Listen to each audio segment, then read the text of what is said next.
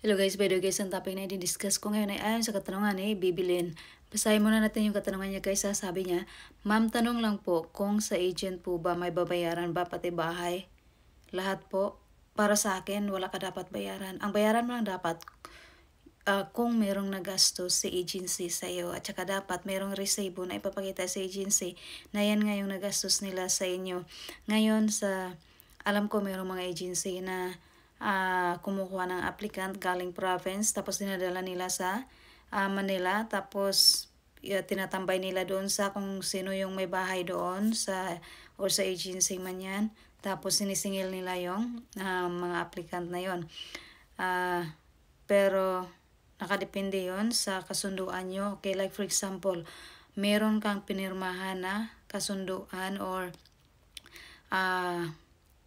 written agreement na nakalagay doon na pumapayag ka na singilin kanila or pumapayag ka na magbayad ng renta, arawan man yan, weekly man yan, or monthly man yan, tapos pumayag ka, pumirma ka doon, meron talaga silang karapatan or may karapatan talaga silang singilin kanila. Pero dapat hindi dapat ganyan, kasi dapat pag hinire ka nila or pag pinapunta ka na nila sa agency, dapat meron ka na employer.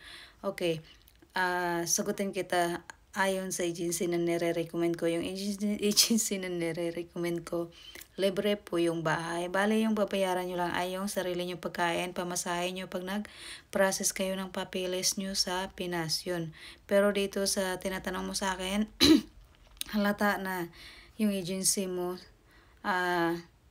iba, hindi yung agency na nire-recommend ko. Kaya yun yung sagot ko sa'yo. Kung meron man pababayaran dapat sa agency sa'yo, kung meron man pababayaran sa'yo, dapat yung nagastos lang nila. Meron sabihin na natin, meron nang na-process na mga papers na sila yung nagbayad, meron ka ng visa or employer or whatever, dapat yun lang yung bayaran mo or dapat yun lang yung pababayaran nila sa'yo. Ngayon, doon sa tanong mo kung pati ba agent bayaran mo, hindi mo tawag nun, hindi mo obligasyon na pag nag-backout ka, babayaran mo yung agent. Hindi. Bawal yun. Against the law po yun. Okay, sana nasagot ko yung katanungan mo. Pero kung meron ka pang ibang katanungan, just comment below dito sa aking video. And by the way pala guys, huwag kayong mag-message sa akin sa WhatsApp ng katanungan. Kung meron kayong mga katanungan, just comment dito sa aking mga video. Sasagutin ko kayo guys, pero hindi agad-agad kasi natural busy din ako guys. May sarili akong mundo or trabaho everyday. Okay guys, see you. Babu.